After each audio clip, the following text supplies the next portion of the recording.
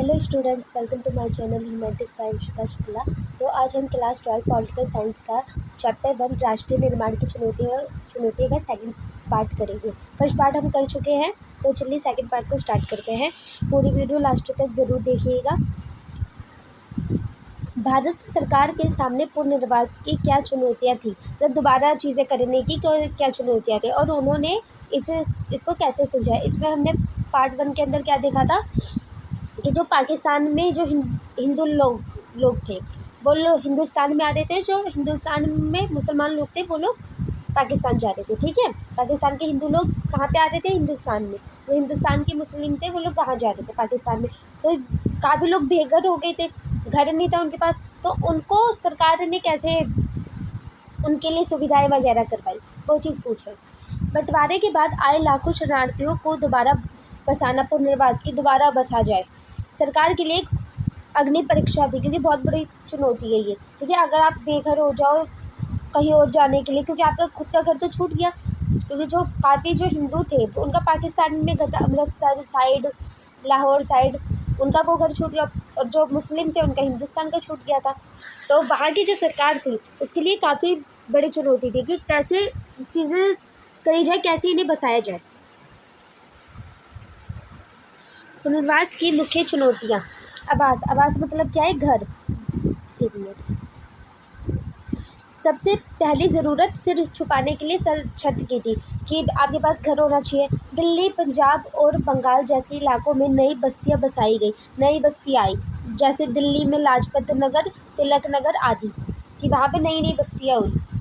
रोज़गार। जो किसान अपनी ज़मीन पाकिस्तान में छोड़ आए थे, जैसे पाकिस्तान है, ये हिंदुस्तान है, यहाँ पे जो हिंदू कोई किसान है वो लोग ज़मीन छोड़ के आ गए, है ना, क्योंकि वो बेघर हो गए थे रातों रात में। उन्हें भारत में ज़मीन आवंटित मतलब दी गई थी, और व्यापारियों और मज़दूरों को छोटे काम शुरू करने के लिए मदद दी गई, जैसे फैक्ट्री वगैरह खोल ली गई, और यहाँ पे जो मज़दूर वगैरह हो गए वो यहाँ पे काम कर सकते, काम से रोज़गार मिलेगा, रोज़गार से वो लोग अपनी चीज़ें चला सकते हैं।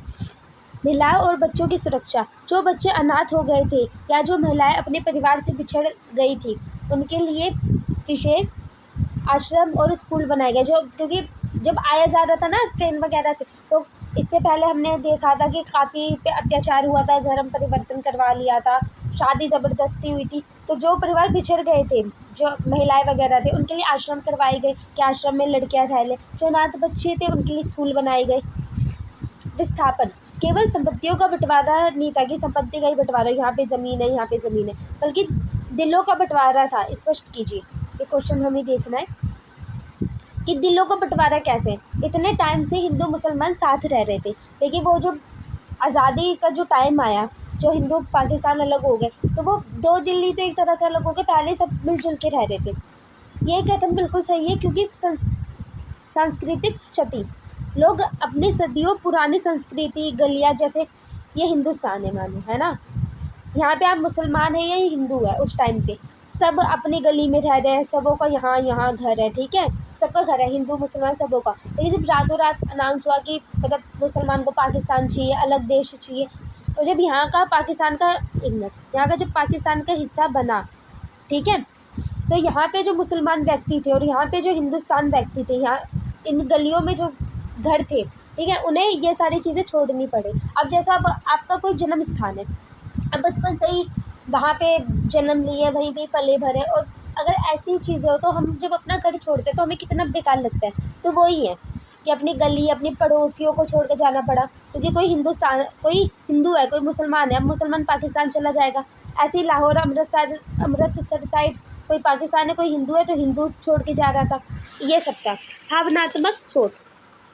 परिवार के सदस्य एक दूसरे से बिछड़ गए, काफ़ी चीज़ें इससे पहले हमने देखा था जब शादी वगैरह हुई थी, कई लोगों ने अपने सगे संबंधियों को अपनी आंखों के सामने मरते देखा। इतनी मार काट हुई थी कि काफ़ी लोग, मतलब किसी के घर में कोई मर गया, किसी के घर में कोई मर गया, और इतनी मार काट थी, है ना।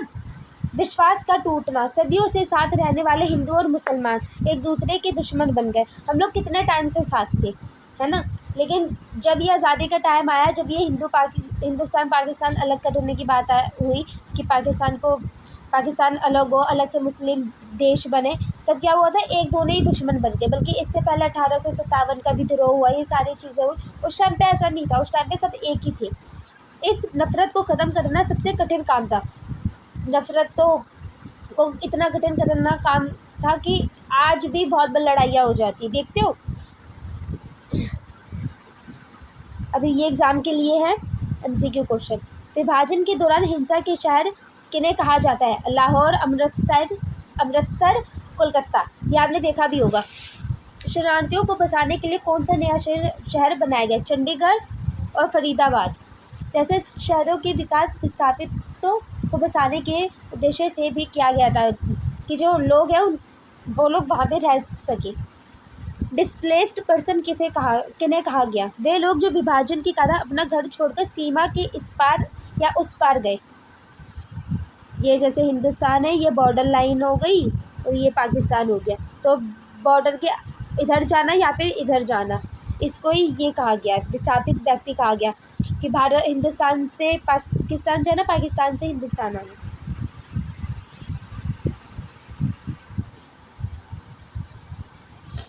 रजवाड़ों के विलय की मुख्य समस्या क्या थी? जैसे ही अंग्रेज भारत छोड़कर गए, उन्होंने घोषणा की कि रजवाड़े अपनी मर्जी से भारत या पाकिस्तान में शामिल हो सकते हैं। अब उन्हें अपनी मर्जी दे दी गई थी, ठीक है, कि आप हिंदुस्तान में शामिल हो या फिर आप पाकिस्तान में शामिल हो। रजवाड़े कौन थे? जैसे ये गाँव हो गया, ये कस्बा हो गया, तो वहाँ का कोई राजा वगैरह हो गए जो उस गाँव वगैरह को चला रहे, तो उनको ही रजवाड़े कहा जाता था, ठीक है। और इनको चीज़ें भी दी गई थी, सरकार ने दी थी। और जैसे भारत या पाकिस्तान में शामिल हो सकते हैं, या चाहे तो वो स्वतंत्र रह सकते हैं कि ना हम भारत के साइड है ना हम पाकिस्तान के साइड है, हम स्वतंत्र हैं। इससे भारत की एकता को निम्नलिखित खतरे पैदा हो गए। देश को टूटने का डर। अगर मानो 565 रजवाड़े थे, ठीक है, अगर ये भारत है ना, ये ड्राइंग बहुत घटिया है। 565 अगर अलग अलग देश बनते मानो, तो भारत तो इतना सा बच जाता, ठीक है। अब जब पाकिस्तान अलग हुआ तो ही छोटा हो गया भारत। अब अगर 565 बनते थे तो कितना छोटा होता।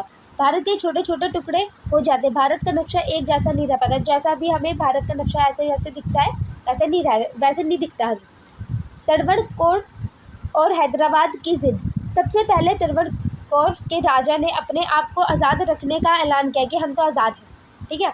उसके बाद हैदराबाद के निज़ाम ने भी ऐसा ही किया कि हम भी आज़ाद हैं, है ना हम भारत में शामिल हो गए, ना हम पाकिस्तान के अंदर शामिल हो गए, हम आज़ाद हैं। इससे दूसरे राजाओं को भी बढ़ावा मिला। अब जैसे आपके घर में कोई भी व्यक्ति कुछ करे, है ना, जैसे मानो एक घर है, वहाँ कोई नहीं पढ़ा, ठीक है, अब एक व्यक्ति पढ़े, कोई लड़का पढ़ाए, कोई लड़की पढ़े, कोई ये पढ़े, तो क्या होगा, फिर सब बच्चे पढ़ेंगे, तो उसने पढ़ाई का विकास कर दिया। यार ये तो बहुत छोटा एग्जाम्पल है, आप कैसे भी एग्जाम्पल ले सकते हो अपनी लाइफ में, ठीक है। तो यही हुआ जब हैदराबाद के निज़ाम ने बोला, तड़वड़कोर के राजा ने बोला कि हम स्वतंत्र हैं, तो जो और रजवाड़े थे, क्योंकि रजवाड़े कितने 565, ठीक है, उस तक को बढ़ावा मिला कि हमको भी स्वतंत्र रहना चाहिए।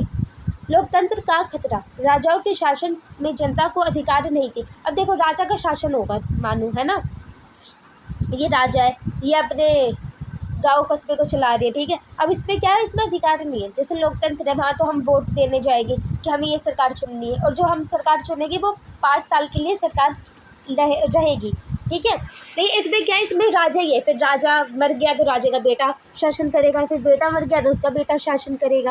राजा भी तो यही सब था, है ना, और राजा तो अपनी मनमानी करेंगे, तो यही सब था कि राजा अपनी मनमानी वगैरह करते। तो अगर राजा का ही शासन रहा तो लोकतंत्र तो होगा ही नहीं। और आज़ादी के टाइम पे यही था कि लोकतंत्र आना बहुत ज़्यादा ज़रूरी है, क्योंकि काफ़ी इच्छाएं दबी थी लोगों की।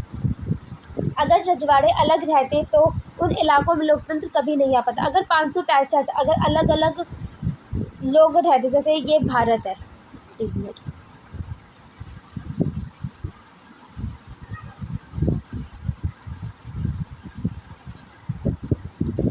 ये भारत है, मानो मैंने छोटा भारत बनाया है, तो ये 565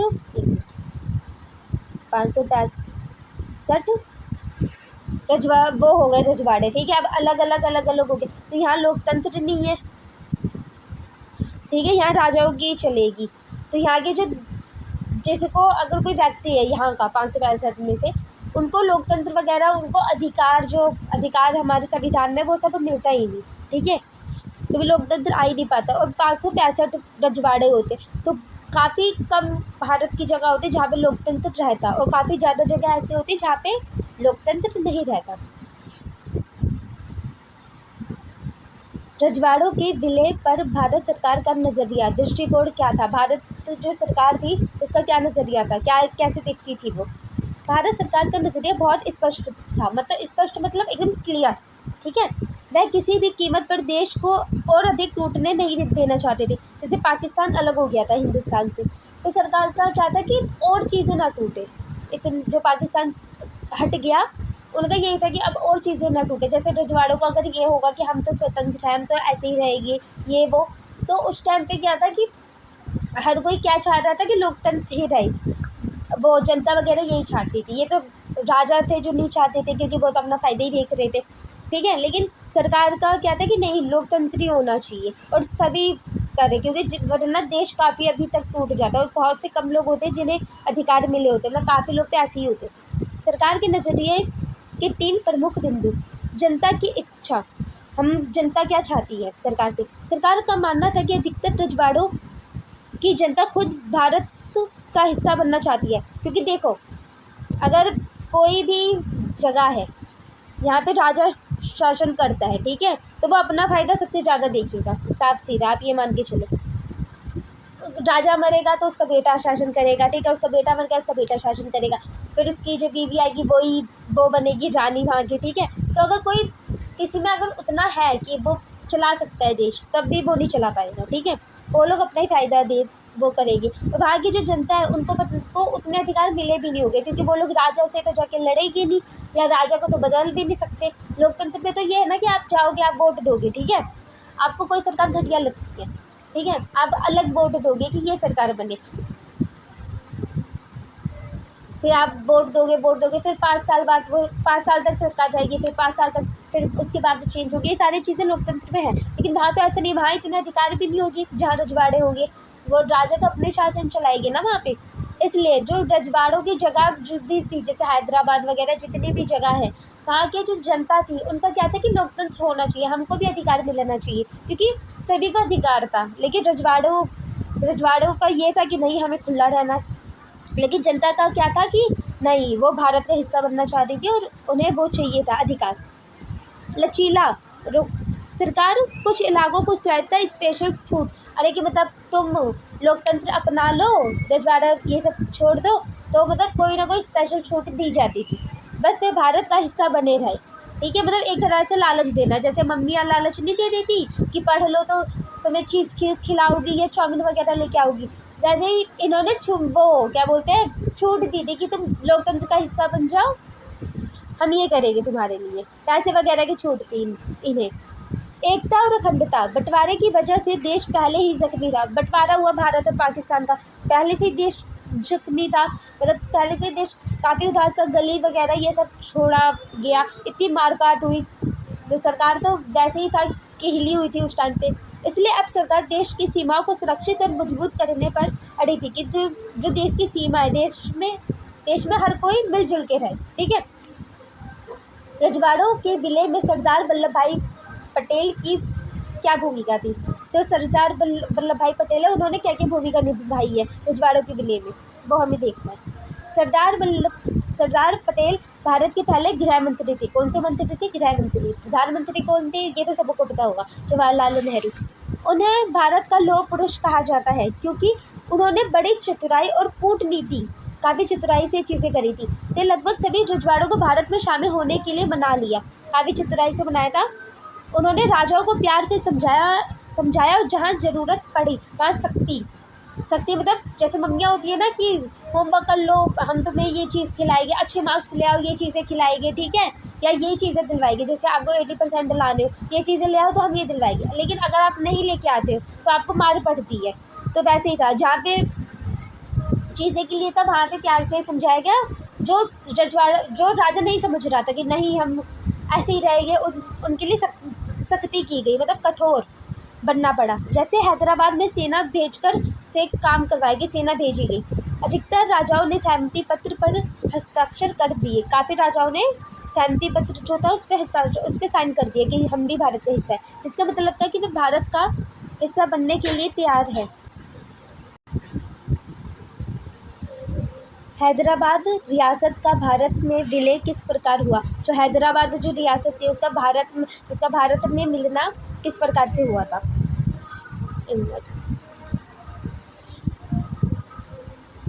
हैदराबाद का विलय एक कठिन प्रक्रिया थी, काफ़ी कठिन थी। इसके निम्नलिखित बिंदु हम समझते हैं। निज़ाम की इच्छा, अभी हमने निज़ाम का इससे पहले भी देखा था कि निज़ाम का क्या था कि वो स्वतंत्र चाहता था कि नहीं हम तो स्वतंत्र हैं, ना हमें भारत में शामिल होना ना हमें पाकिस्तान में शामिल होना, ठीक है, हम ऐसे ही बने रहेंगे। तो इसके लिए शक्ति अपनाई गई थी। हैदराबाद का शासक निज़ाम दुनिया का सबसे अमीर आदमी था, दुनिया का सबसे क्या था, अमीर आदमी था। वह चाहता था कि हैदराबाद भारत का हिस्सा ना बनकर एक स्वतंत्र देश रहे। जैसे पाकिस्तान अलग हो गया, भारत का हिस्सा नहीं रहा, ऐसे ही इसका भी था कि हमें भारत का हिस्सा नहीं बनना। जनता का विद्रोह, निज़ाम के शासन के खिलाफ हैदराबाद की जो जनता थी, खासकर किसान और महिलाएं ने आंदोलन शुरू करा कि मतलब हमें नहीं रहना। रजाकारों का अत्याचार, आंदोलन को कुचलने के लिए निज़ाम ने अपने अर्धसैनिक बल रजाकारों को भेजा। अर्धसैनिक बल को रजाकारों कहा गया है। रजाकारों ने बहुत लूटपाट और सांप्रदायिक हिंसा फैलाई। सांप्रदायिक मतलब धर्म के नाम पर जो मारकाट हो जाते हैं, धर्म के नाम पे जो लड़ाइयाँ चलती है, ठीक है, ये सब किसने करा था? निज़ाम ने। और निज़ाम सबसे अमीर आदमी था, वो भारत में शामिल नहीं होना चाहता था। तो किसने विद्रोह सबसे ज़्यादा किया है? किसान और महिलाओं ने, कि हमें ऐसे नहीं रहना, हमें भारत में शामिल होना है, क्योंकि अब भारत में शामिल होंगे तो वो भी लोकतंत्र अपना पाएंगे, उनको भी अधिकार मिलेंगे। इसलिए सैनिक कार्रवाई, ऑपरेशन पोलो, स्थिति को बिगड़ते देख भारत सरकार ने सितंबर 1948 में सेना भेजी। कब सेना भेजी थी? 1948 में, ठीक है, भारत सरकार ने सेना भेजी हैदराबाद में। कुछ दिनों की लड़ाई के बाद निज़ाम ने आत्मसमर्पण, मतलब खुद को सरेंडर कर देना, खुद को वो कर देना कि ठीक है अब चीज़ें तुम्हारे हाथ में, इस टाइप का, और हैदराबाद भारत में शामिल हो गया। देखा कितना टफ था हैदराबाद को शामिल करना। मणिपुर रियासत के भारत में विलय की कहानी क्या थी? अब मणिपुर जो था वो भारत में कैसे विलय हुआ, भारत में कैसे मिला?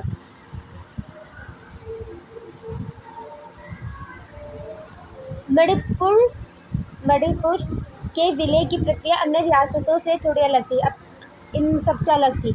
सहमति पत्र, सहमति मतलब साइन करने वाला। आज़ादी से पहले ही मणिपुर के महाराजा कौन थे?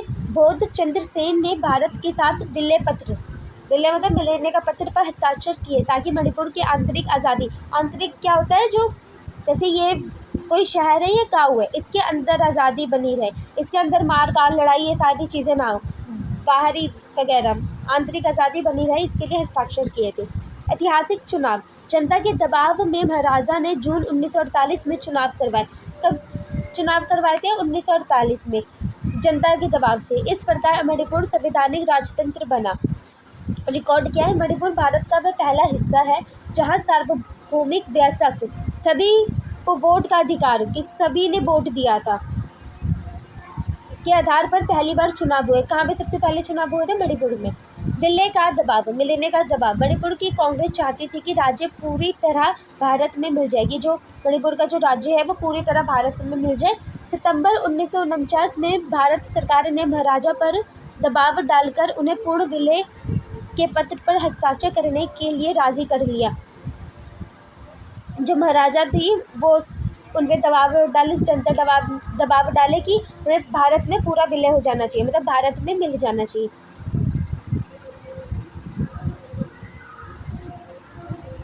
रजाकार कौन थे और उन्होंने क्या किया?